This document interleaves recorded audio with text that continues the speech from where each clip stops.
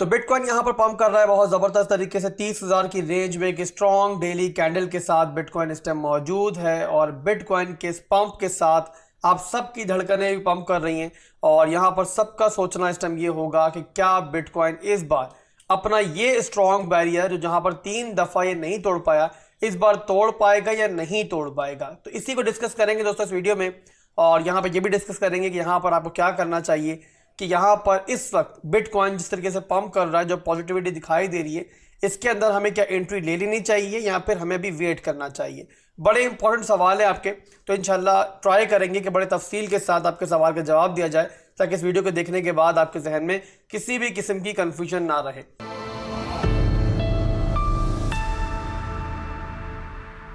तो स्टार्ट करेंगे दोस्तों सबसे पहले कल आने वाली एक बहुत बड़ी खबर से, जो कि थी XRP के बारे में। और वो खबर ये थी कि यहाँ पर सिक्योरिटी एंड एक्सचेंज कमीशन को एक और डिफीट मिली है। किसके अगेंस्ट? XRP के अगेंस्ट। अब यहाँ पर सिक्योरिटी एंड एक्सचेंज कमीशन ने 2020 से चलने वाला एक केस जो कि XRP के CEO के खिलाफ इन्होंने किया हुआ था, उसको यहाँ पर वापस लेने का फैसला कर लिया। अब यहाँ पर ये थर्ड विन है XRP की, और इसी वजह से आपको याद होगा, बार बार मैं कहता हूं कि आपको XRP के अंदर अपनी एंट्री जो है वो लाजमी बनानी चाहिए और बाकी ऑल्ट कॉइन्स के साथ इसको भी इग्नोर नहीं करना चाहिए। सारे का सारा पैसा नहीं, बट यहाँ पर एक एंट्री आपकी XRP के अंदर जरूर होनी चाहिए, ताकि आने वाले वक्तों के अंदर जो कि दिखाई भी दे रहा है कि XRP को जब फाइनल विन मिलेगी तो उसके बाद XRP जो है बहुत जबरदस्त जो है आपको रिटर्न दे सकता है। तो बहरहाल XRP पे तो उसका पॉजिटिव असर पड़ा ही पड़ा, बट उसका असर XRP के इस जीत का असर हमें बिटकॉइन पे पड़ता हुआ दिखाई दिया है। और बिटकॉइन के अंदर भी सुबह से ही एक जान आती हुई दिखाई दी है। और यहाँ पर देखो बिटकॉइन को, तो बिटकॉइन 30,000 से ऊपर इस टाइम पहुंच चुका है। अब यहाँ पर दोस्तों कुछ चीजें मैं आपको दिखाऊंगा, पहले फंडामेंटली, और उसके बाद फिर जो मेरे चार्ट्स मुझे बता रहे हैं ना वही मैं आपको बताऊंगा। यानी ये नहीं कहूंगा कि मेरा दिल क्या कह रहा है, मुझे क्या लग रहा है, जो मेरे चार्ट बता रहे हैं मैं आपको वही बताने जा रहा हूं। तो मेरी बात आपने बड़े गौर सुननी है। पहली चीज यहां पर दोस्तों सबसे पहले आपको दिखाएंगे कि अक्टूबर के महीने में जो बिटकॉइन का रिटर्न होता है, यानी हिस्ट्रिकली बिटकॉइन जो हमें अक्टूबर के महीने में परफॉर्म करता हुआ दिखाई देता है वो कैसा होता है। तो यहां पर देखो, तो अक्टूबर का महीना जो है, मैं पहले भी आपको पिछली वीडियोस के अंदर बता चुका हूं कि हमेशा हमें पॉजिटिव दिखाई देता है। और अक्टूबर का महीना एक वाहिद ऐसा महीना है जिसका जो एक एवरेज है ना पंप करने का, यानी कि जो पॉजिटिविटी का एवरेज है वो बाकी तमाम महीनों से ज्यादा ही हमें दिखाई देता है। तो इस बार भी तारीख खुद को दोहरा रही है, और अभी तक देखें तो अक्टूबर के अंदर बिटकॉइन का जो रिटर्न दिखाई दे रहा है वो 10.13% अभी तक दिखाई दे रहा है। तो यहां पर अक्टूबर के महीने में जो पॉजिटिविटी है ये एक्सपेक्टेड थी, और यहां पर कुछ भी अलग नहीं हो रहा। ठीक है जी, तो ये हमारा एक हिस्ट्रिकल रिटर्न चार्ट है। इसके बाद चलेंगे crypto fair and greed index की तरफ कि वहां पर क्या चल रहा है। ट्रेडर्स जो है मार्केट के, उनके इमोशंस इस टाइम कैसे चल रहे हैं। तो आपको दिखाई देगा कि जो वैल्यू है ना वो इस टाइम न्यूट्रल की रेंज में, यानी कि फिलहाल भी यहां पर ट्रेडर्स जो है वो ग्रीड की रेंज में नहीं गए हैं। अभी भी वो डिसाइड नहीं कर पा रहे कि उन्हें मार्केट में कूदना चाहिए या नहीं कूदना चाहिए। बट यहां पर यह जरूर है कि पिछले हफ्ते जो मार्केट में फिजा थी वो खौफ की फिजा थी। ट्रेडर्स यहां पर खौफ में मुब्तला थे, और जो नंबर था crypto fair and greed index का वो था यहाँ पे 44 का नंबर, जो कि बढ़कर अब हो चुका है 53 का नंबर। तो आप देख सकते हो कि बिटकॉइन की प्राइस में अगर $2,000 का फर्क भी पड़ता है तो यहाँ पर fair and greed index chart के ऊपर भी फर्क पड़ता है।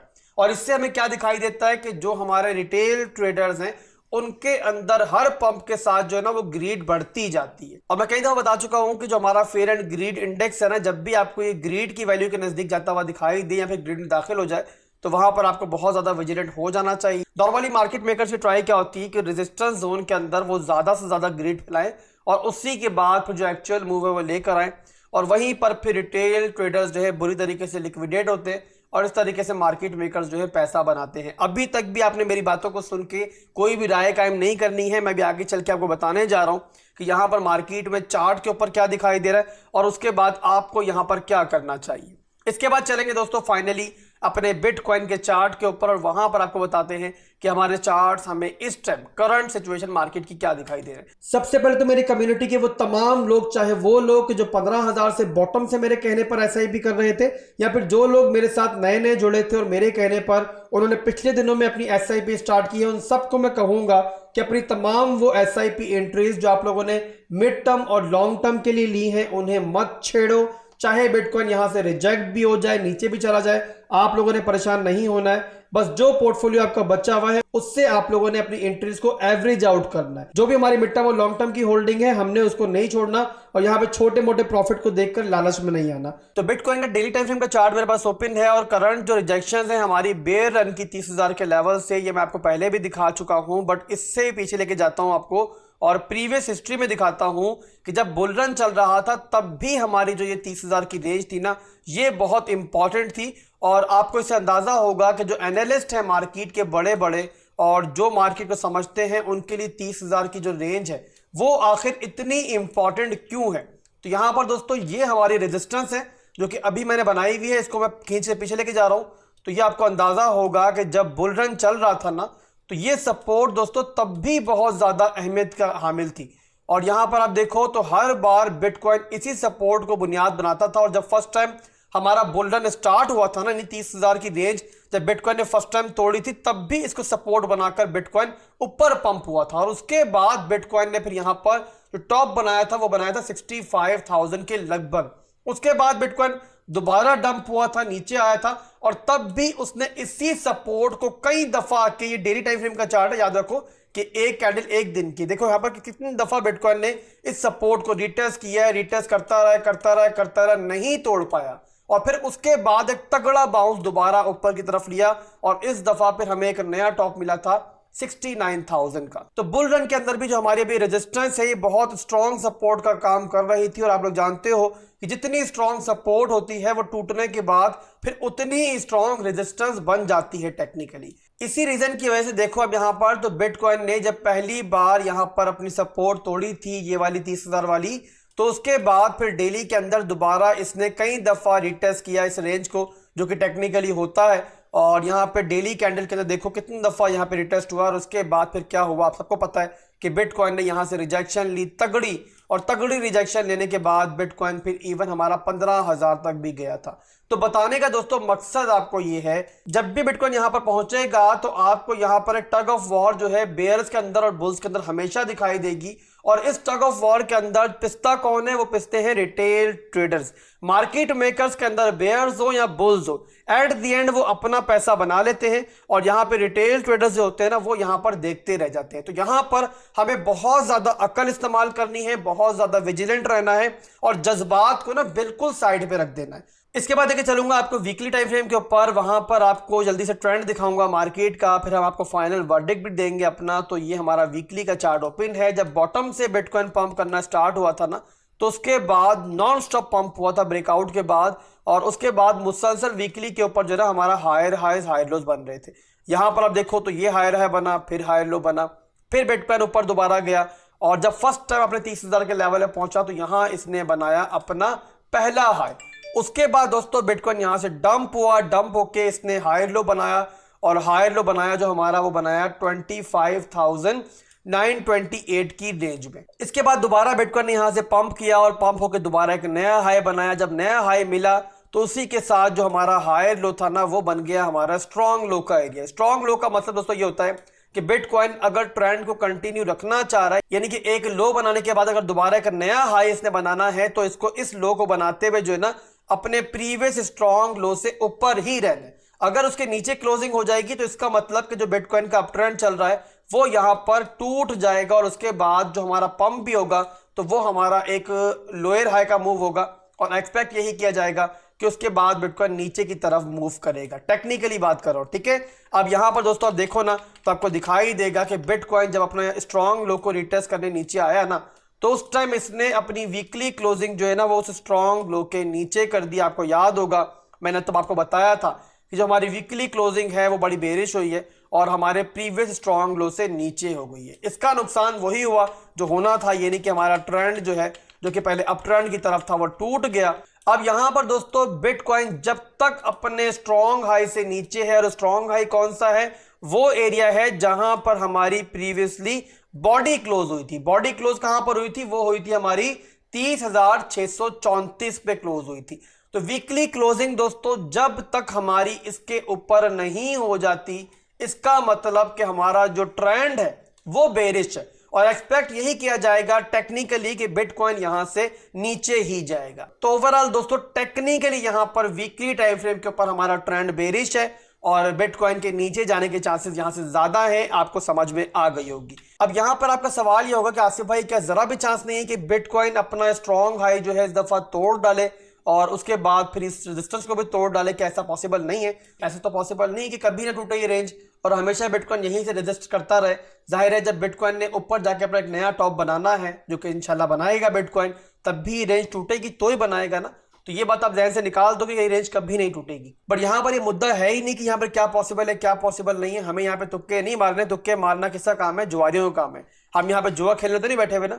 अगर एज ए प्रोफेशनल ट्रेडर हम मार्केट में मौजूद है तो हमें यहाँ पर ये देखना है कि जब हमें पता है कि ऊपर हमारे पास इतनी स्ट्रॉन्ग रेजिस्टेंस मौजूद है, जहां से माजी में हमेशा हमें स्ट्रॉन्ग सपोर्ट भी मिली है, हमेशा हमें स्ट्रॉन्ग रेजिस्टेंस भी मिली है, और हमें ये भी पता है कि वीकली के अंदर हमारा स्ट्रक्चर जो है वो बेरिश है और बिटकॉइन यहाँ पर एक लोअर हाई के मूव के अंदर है, तो हमें यहाँ पर वो काम करना है और वो फैसला लेना है जिससे हमें नुकसान के चांसेस कम से कम हो और फायदे के चांसेस ज्यादा से ज्यादा हो। अब मिसाल के तौर पे दोस्तों मेरा दिल कह रहा है कि रेजिस्टेंस जो है ना इस दफा टूट जाएगी और मैं यहां पर अपने दिल की सुनते हुए जी मार्केट के अंदर एंट्री ले लेता हूं। तो यहां पर यह देखना है कि अगर बिटकॉइन ये रेजिस्टेंस तोड़ देता है तो हमें कितना फायदा होगा यहां पे एंट्री लेने से, और अगर बिटकॉइन ये रेजिस्टेंस नहीं तोड़ पाता और यहां से एक हैवी किस्म की रिजेक्शन लेता है तो हमें नुकसान कितना होगा। तो आपके इन्फॉर्मेशन के लिए बता दूं दोस्तों कि बिटकॉइन के पास नीचे बड़ी स्ट्रॉन्ग मेजर सपोर्ट्स मौजूद है, जहां से बिटकॉइन वापसी भी कर सकता है, बाउंस भी कर सकता है। बट ऑल्ट कॉइन्स के पास दोस्तों इतना रूम मौजूद नहीं है। 80% ऑल्ट कॉइन्स जो है ना मार्केट के, वो अपनी मेजर सपोर्ट्स के ऊपर बैठे हुए, और अगर बिटकॉइन ने यहां से डंप किया दोबारा, यानी कि रिजेक्शन ली माजी की तरह, तो ऑल्ट कॉइन्स आपको बहुत लंबे डंप लेते हुए दिखाई दे सकते हैं। तो ऐसे मौके पर दोस्तों क्या होगा कि अगर आपने उन ऑल्ट कॉइन्स के अंदर एंट्री ले ली हुई है और यहां से रिजेक्शन हो जाती है तो आपका पोर्टफोलियो जो है ना वो 20-30 और कई ऑल्ट कॉइन्स के अंदर 40% तक डाउन जा सकता है। दोबारा मार्केट में रिकवर भी होना होगा। तो जिस तरीके से यहाँ पे टॉप के ऊपर मार्केट में फोमो फैला हुआ है और आप फोमो के हाथों मजबूर हो रहे हो, वैसे ही डाउन के ऊपर वहां मार्केट में बेइंतहा नेगेटिविटी फैली होगी और वहां पर आप लोग पैनिक होके अपना माल जो है मार्केट में सेल कर दोगे। और यही गलती ट्रेडर हमेशा करते हैं कि टॉप पे बाय करते हैं और डाउन पे सेल करते हैं। इस तरीके से अपने पोर्टफोलियो को वो जाया कर देते हैं। अब इसी की ऑपोजिट सूरत हाल देख लेते हैं कि मान लो कि आपका जुआ चल जाए, जरा जुआरी का जुआ कभी ना कभी चलता ही है ना, तुक्का कभी ना कभी तो लग ही जाता है। तो यहां से मान लो कि आपका तुक्का लग गया और बिटकॉइन ने रेजिस्टेंस तोड़ दी, तो क्या रेजिस्टेंस तोड़ने के बाद आपका ख्याल है कि बिटकॉइन डायरेक्ट 60,000 में चला जाएगा? बिटकॉइन वापस के रिटर्न करने नहीं आएगा। माजी को देख लो दोस्तों, बिटकॉइन ने जब ब्रेकआउट लिया है ना, तो उसके बाद बिटकॉइन अपने उस जोन को दोबारा रिटेस्ट करने भी आता है और वही हमारा एक हायर लो का मूव होता है। और जो प्रोफेशनल ट्रेडर होता है ना, वो उसी हायर लो के मूव के अंदर एंट्री लेता है मार्केट के अंदर। इसका मतलब यह है कि मान लो कि आपने मेरी बातें अभी तक नहीं सुनी हुई है, जो मुसलसल मैं आपको बोल रहा था नीचे की रेंज के अंदर कि आपको SIP स्टार्ट कर देनी चाहिए। बार बार हर दफा बोला है मैंने आपको, बॉटम से बोल रहा हूं। मेरी खुद की 75% एंट्रीज जो मार्केट में हो चुकी हैं। बट मान लो कि आपने यहां पर एंट्री नहीं ली हुई और आप लोग यहां पर भी यानी कि टॉप पर भी एंट्री ना लेने का फैसला करते हो और उसके बाद बिटकॉइन ब्रेकआउट भी ले लेता है, तो उसके बावजूद जो हायर लो का मूव आएगा ना, बहुत हद तक चांसेस हैं कि जिस प्राइस पर आपको ऑल्ट कॉइन्स मिल रहे हैं उसके आसपास ही आपको यहां पे एंट्री मिल जाएगी। याद रखो दोस्तों, ट्रेडिंग के अंदर लेट एंट्री जो होती है ना, वो गलत एंट्री से बेटर होती है और कभी भी रेजिस्टेंस के ऊपर टॉप के ऊपर बाइंग नहीं की जाती, बल्कि हमेशा या तो डिमांड जोन का वेट किया जाता है या फिर ब्रेकआउट का वेट किया जाता है। तो उम्मीद करता हूं कि आज जो मैंने आपको मार्केट की एक्चुअल पिक्चर दिखाई है, जो साइकोलॉजिकल ट्रेनिंग थोड़ी सी आपको मिली है, उससे आपको आने वाले दिनों के अंदर आपके फ्यूचर के अंदर आपको बहुत फायदा होगा। और अगर वीडियो पसंद आई है, लगता है कि थोड़ा सा ही फायदा हुआ है, तो वीडियो पर लाइक और कमेंट जो है बहुत ज़्यादा करना और उसके बाद भाई को दुआ में याद रखना। अल्लाह हाफिज़।